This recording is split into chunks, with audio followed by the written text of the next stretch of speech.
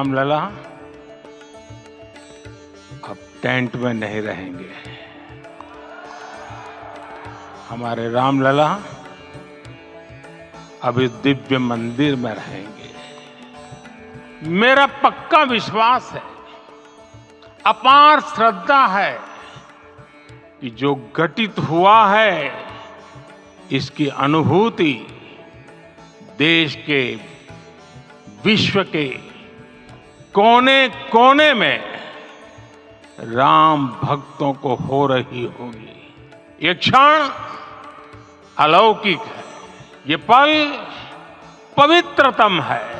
22 जनवरी 2024 का ये सूरज, ये एक नए काल चक्र का उद्गम है।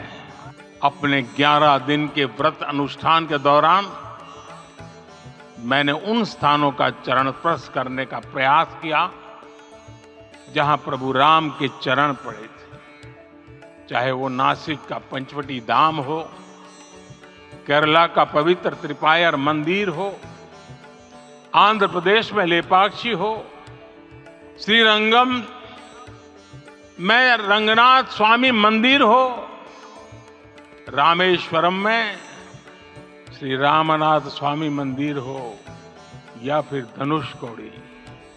मेरा सौभाग्य है कि इसी पुनीत पवित्र भाव के साथ मुझे सागर से सरयू तक की यात्रा का अवसर मिला। सागर से सरयू तक हर जगह राम नाम का वही उत्सव भाव छाया हुआ है।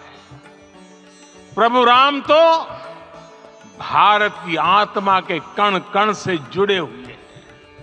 आज इस ऐतिहासिक समय में देश उन व्यक्तित्वों को भी याद कर रहा है जिनके कार्य और समर्पण की वजह से आज हम ये शुभ दिन देख रहे हैं।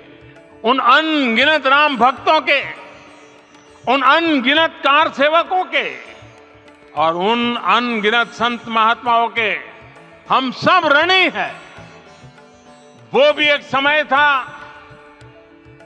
जब कुछ लोग कहते थे कि राम मंदिर बना तो आग लग जाएगी। ऐसे लोग भारत के सामाजिक भाव की पवित्रता को नहीं जान पाए। रामलला के इस मंदिर का निर्माण भारतीय समाज के शांति, धैर्य, आपसी सद्भाव और समन्वय का भी प्रतीक है। मैं आज उन लोगों से आह्वान करूंगा, आइए आप महसूस कीजिए, अपनी सोच पर पुनर्विचार कीजिए। राम आग नहीं है, राम ऊर्जा है। राम भारत की आस्था है, राम भारत का आधार है।